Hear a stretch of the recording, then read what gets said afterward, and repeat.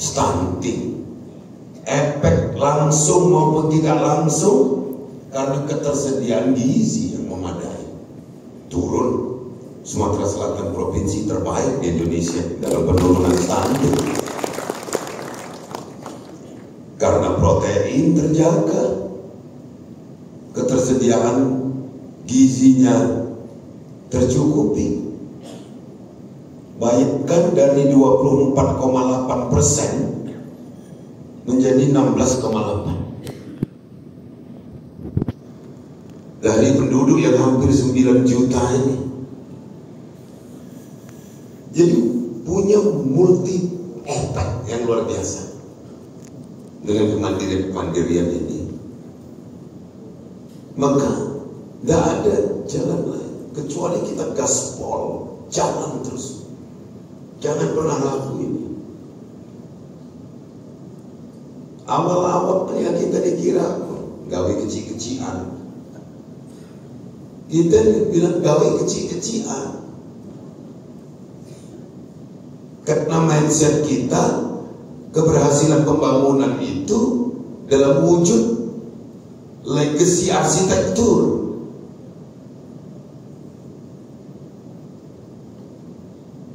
Jadi selalu kita berpikir keberhasilan pembangunan itu dengan perwujudan gedung, bangunan-bangunan yang punya nilai arsitektur. Kita sebagai penyelenggara pemerintah hampir lalai bahwa ada pembangunan karakter yang wajib kita tebarkan biru, yakni mandiri. Nggak terlihat ini.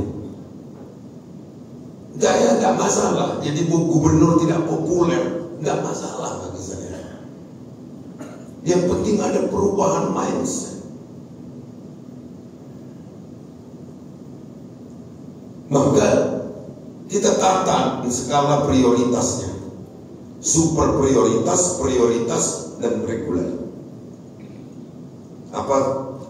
Di awal-awal super prioritas kita membenahi konektivitas antar kabupaten, antar kota menuju pusat pasar, yakni ibu kota provinsi. Kalau nggak ada aral melintang yang selama ini Bapak Ibu sekalian kemarin untuk jalan ke Linggau ini mungkin bisa 9 jam, 10 jam lewat Mangun Jaya, lewat Muara Blinti, mungkin lewat Gedung Kayu. Kalau nggak ada aral melintang di penghujung 2023 ini, Palembang Linggau ini paling lama 5 jam, paling lama nanti bisa ditempuh dengan jalan yang sudah kita buat tembus Simpang Belimbing muat kita, sedang dalam proses penyelesaian. Ini konektivitas mau jalan, nggak perlu kita berita-beritakan, nggak perlu. Tapi dengan mereduksi jarak tempuh, mereduksi waktu tempuh, di situ ada penghematan. Dan penghematan itu kita harapkan kembali ke produsen. Siapa produsen? Ya petani. Karena ongkos angkutnya tentu menjadi kurang. Jadi pembangunan di sektor pertanian ini adalah tanggung jawab bersama. Tidak hanya dinas pertanian, perkebunan, ketahanan pangan saja tidak, tapi di situ ada KPU-an, di situ ada PMD-nya, di situ ada perdagangannya. Karena kalau hulu saja yang kita pikirkan, hilirnya bagaimana? Tadi diumumkan ini. Boleh saya sampaikan dengan yang mewakili Bapak Menteri Pertanian, yang minta HPP itu Gubernur Sumatera Selatan, harga beras, harga pembelian saya yang minta kepada Badan Pangan Nasional, saya yang meminta. Kenapa 3 tahun ini harga beras itu dikendalikan oleh pedagang besar. Karena petani tidak pernah punya ada patokan. Karena kemampuan Bulog untuk serap itu lemah. Bulog tidak punya uang yang cukup untuk menyerap hampir 3 juta ton produksi kita. Kita tentu tidak boleh hanya duduk di zona nyaman, membiarkan ini berlalu begitu saja, produksi kita diangkut ke tempat lain, sementara rakyat Sumatera Selatan membeli beras dengan harga mahal.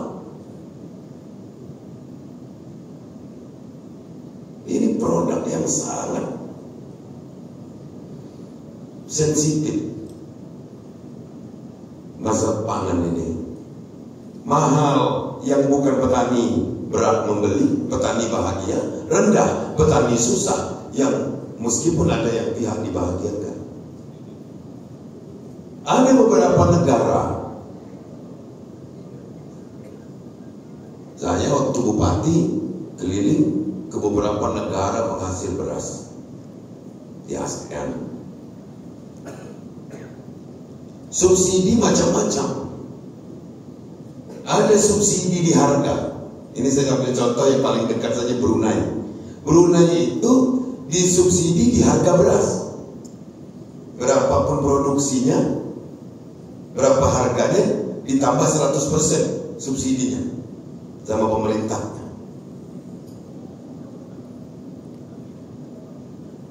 Indonesia punya skema beda, yakni subsidi pupuk. Bertahun-tahun kita dihantui penyelewengan penggunaan pupuk. Baru di era Pak Syahrul Yassin Limpo inilah punya skema lain, bahwa pupuk bersubsidi itu bisa dikatakan bersubsidi kalau sudah diterima petani. Ini skema. Maka distributor bisa merestitusi atau cashback kepada produsen dari pupuk yang telah diterima oleh peti. Jadi Pak Polisi, Pak Jaksa, kalau masih di gudang saat ini, pola skema baru ini masih di gudang, masih di truk, itu belum bisa dikatakan pupuk subsidi skema sekarang ini. Tapi punya persoalan lain. Ketika secara khusus saya minta dengan Menteri Pertanian atas desakan petani, termasuk para penyuluh, termasuk para kepala dinas pertanian, termasuk para kepala daerah yang selalu teriak tentang kurangnya pupuk bersubsidi. Saya minta kepada Pak Pertanian dinaikkan 100% kuota kita dengan sistem aplikasi e-alokasi. Ada persoalan baru lagi di sini. Ternyata petani kita tidak semua pakai Android, sehingga yang mendaftar dari kuota 250.000 sasaran, yang mendaftar belum 200.000 per hari ini.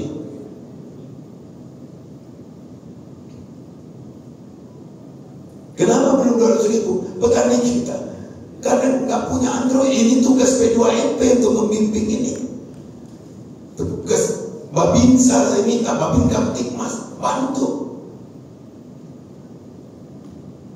Khawatirnya kita ke depan kuota pupuk kita dipotong lagi.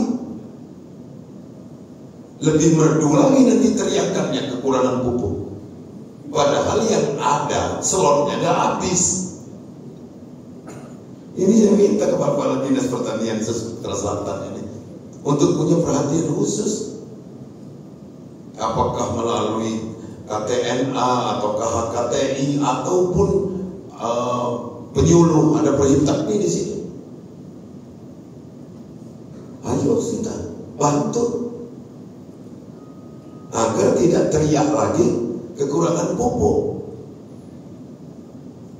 Kita sudah ketahui ada beberapa kabupaten yang terjadi eskalasi produksi luar biasa. Apa saat ini? Oki misalnya.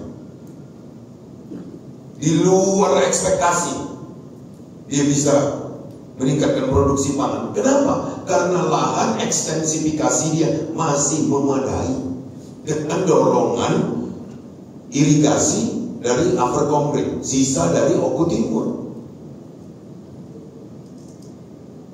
Tapi mungkinkah daerah lain yang seluas Oki bisa meningkatkan produksinya? Sangat mungkin.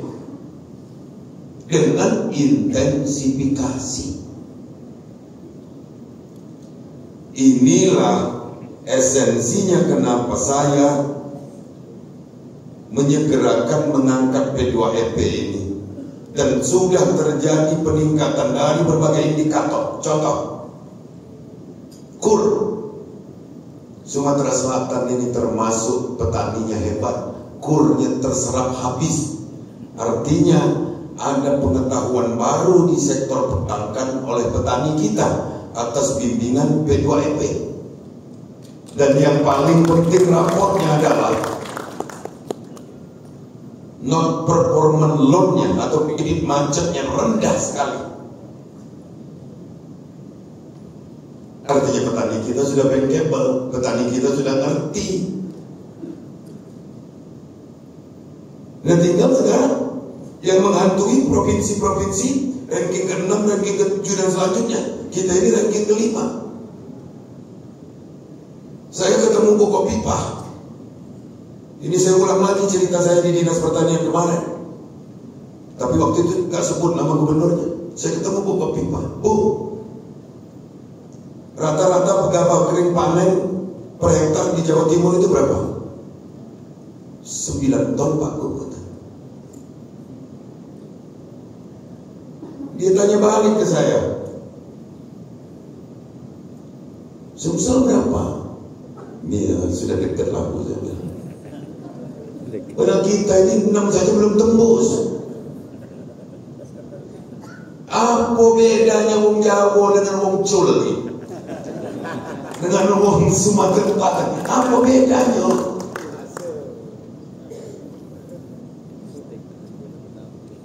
Coba kita tanya. Apa bedanya? Etos nggak kalah kita. Etos kerja nggak kalah. Teknologi enggak kalah. Brigade Al-Sintan itu mungkin terbanyak di Sumatera Selatan. Kalau bicara Al-Sintan, di mana? Kalau etos sudah iya, Al-Sintan sudah, pupuk sudah dijawab. Mudah-mudahan ini ada peningkatan.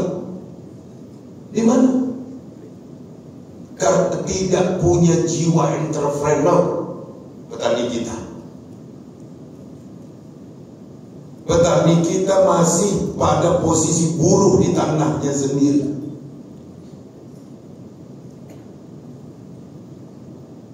Ini tugas P2EP. Tugas kita yang membidangi pertanian. Jadi petani kita ini masih pada posisi buruh pada tanahnya sendiri. Belum bos. Coba hitung ya, 5,6 ton kan rata-rata ya. Katakanlah 5,5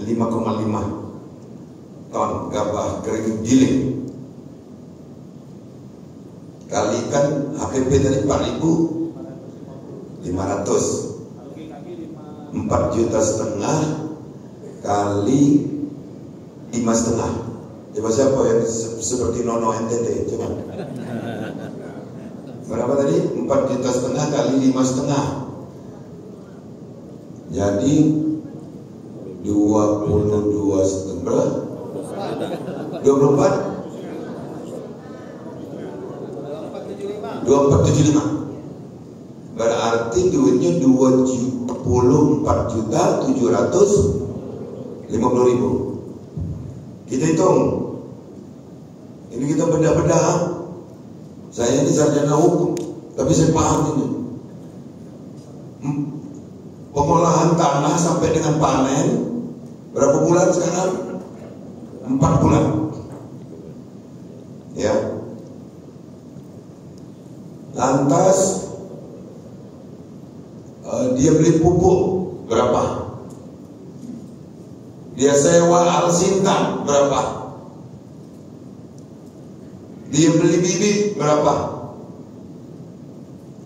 Saprodi tadi sampai dengan panen berapa Pak Bapak?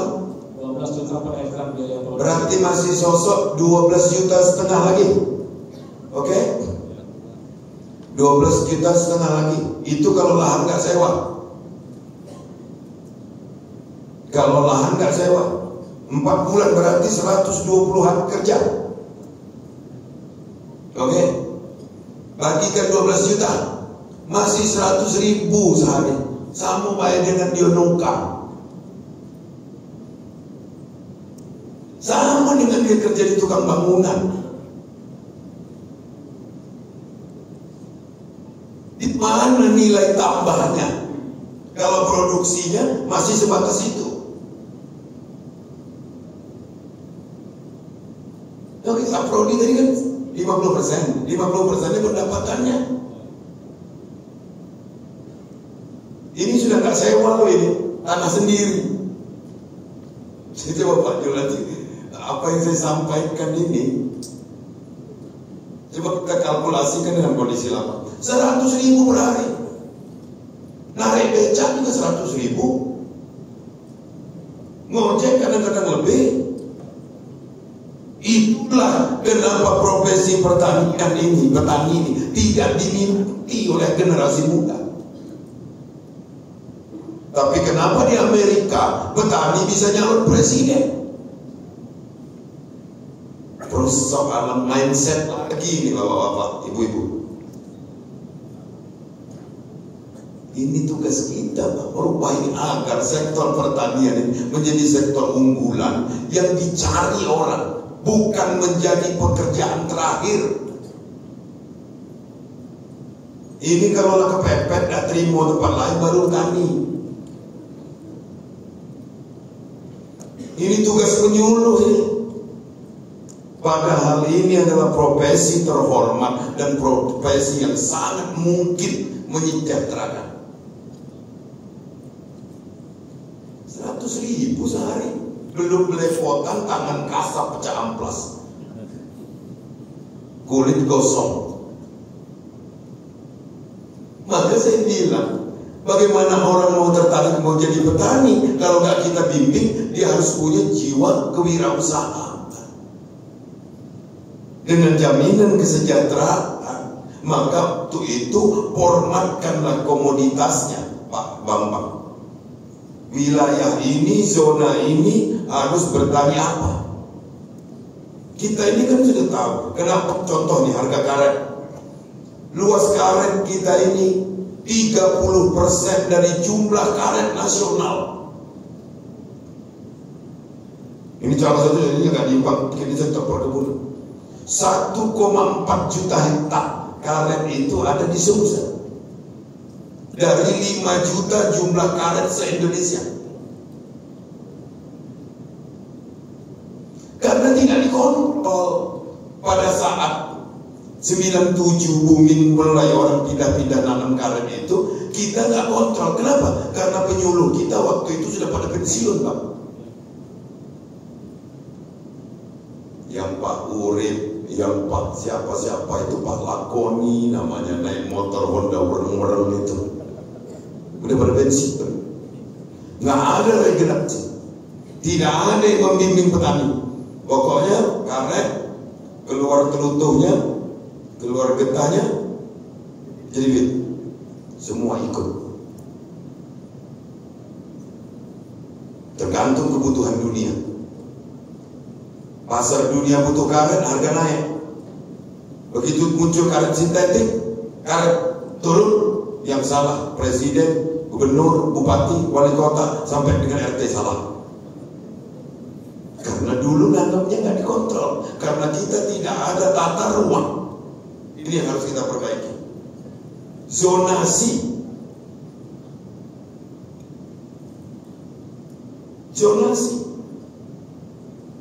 Kalau bapak-bapak naik pesawat terbang rendah, hampir semua karet. Hampir semua karet.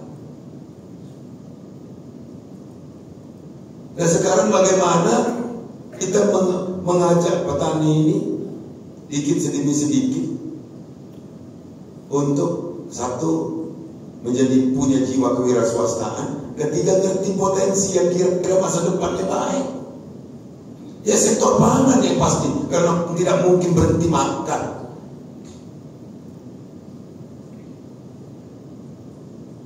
Tadi saya diskusi sama Pak Wali sebelum ke acara. Dari atas saya lihat ada danau Gegas katanya. Benar Pak ya? Di sini di kabupaten sebelah tidak termanfaatkan. Kenapa? Irigasinya mau dibuat, nggak ada yang mau membuat sawah. Betul ya begitu ya, kalau di pertanian murah ya ada yang sini. Jadi itu sudah bertahun-tahun katanya. Tidak mau mengkonversi tanahnya menjadi sawah. Akhirnya terbengkalai juga. Nanti nunggu karet turun lagi baru diajak buat sawah.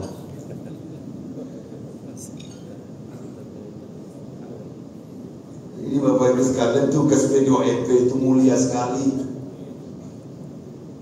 Maka saya berharap penuh. Jadi kalau saya ngiming-ngiming hadiah itu bukan ngiming-ngiming, itu betul-betul karena rasa bangga saya kepada sektor ini.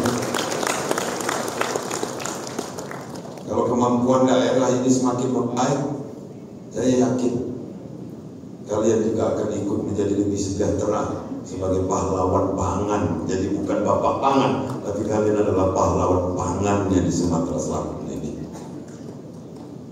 Ini harus linier Bapak-bapak. Potensi terpecah, tingkat produktivitas naik, pasarnya terjaga. Ini kan sudah klasik sekali. Kalau panen besar, harga jeblok. Udah klasik. Sudah seperti ulang tahun saja setiap saat. Yang salah kok kita yang insinyur, yang SH, yang sarjana ekonomi, yang doktor, yang profesor, gak kepikir sih untuk menyetabilkan ini sehingga dia menjadi mapan saja gitu. Petani gak cukup waktu untuk berpikir tentang itu, dia tahunya produksi saja. Apa simpulnya? Artinya P2EP itu tingkatnya petani. Tingkatnya petani. Ada persoalan pupuk, petani akan tanya dengan P2EP. Persoalan produktivitas akan tanya P2EP. Persoalan perbankan akan bertanya dengan P2EP. Persoalan harga tidak hanya nanya di Bloomberg. Gak mungkin kalau dia punya cabai hanya sekedar 10 kali 8 mau tanya harga cabai di Bloomberg. Gak mungkin. Maka harapan kita adalah pada P2EP ini. Jadi saya minta rakor ini Pak Bambang, dengan hadirnya para bapak-bapak dari Kementerian Pertanian dan semua sektor dari pusat statistik, mudah-mudahan ini bisa menavigasi kita untuk kerja yang lebih efektif, kena sasaran. Gak ada guna Pak kalau nembak ke atas terus, peluru habis. Burung nggak penuh, harus kena sasaran. Allah Ta'ala, seraya mengucap Bismillahirrahmanirrahim, rapat koordinasi dan sinkronisasi peningkatan produksi dan produktivitas tanaman pangan dan hortikultura se-Sumatera Selatan. Dengan ini saya katakan dibuka. Terima kasih. Assalamualaikum warahmatullahi wabarakatuh. Waalaikumsalam warahmatullahi wabarakatuh.